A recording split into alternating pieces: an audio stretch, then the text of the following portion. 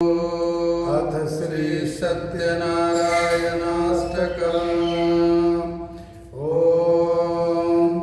आदिदेवं जगत्कारणं श्रीधरं लोकनाथं विभुं व्यापकं शङ्करं सर्वभक्तेष्टदं मुक्तिदं माधवं सत्यनारायणं विष्णुमीशं भजे सर्वदा लोककल्याणपारायणं देवगोविप्ररक्षार्थसद्विग्रहं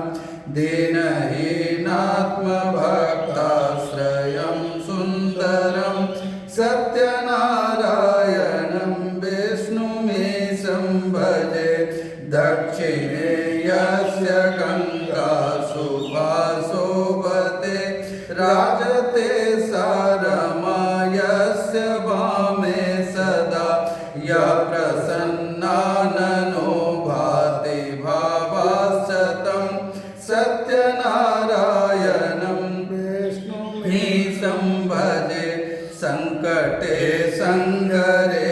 अञ्जनः सर्वदा स्वात्मविनाशनाय स्मरेत् पीडितः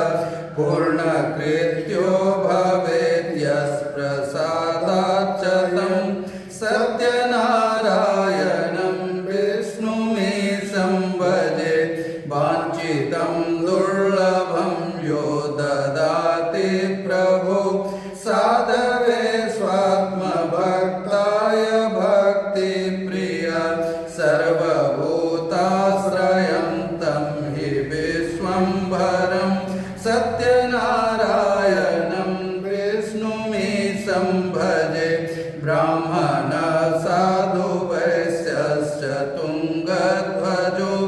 ये भवन् विश्रुता यस्य भक्त्यामरा लीलया यस्य विश्वन्ततं तं विभुं सत्यनारायणं विष्णुमीशं भजे येन च ब्रह्मबालत्रिणं धार्यते सृज्यते पाल्यते सर्वमेतज्जगत् भक्तभावप्रियं श्रीदयासागरं सत्यनारायणं विष्णुमीशं भजे सर्वकामप्रदं सर्वदा सत्प्रियं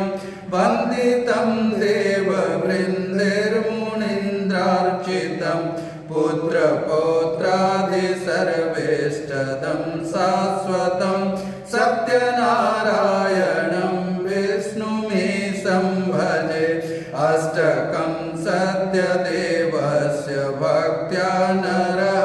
भावयुक्तो सदा यत्त्रिसन्ध्यं पठेत् तस्य नास्यन्ति पापानि तेनाग्निना इन्धना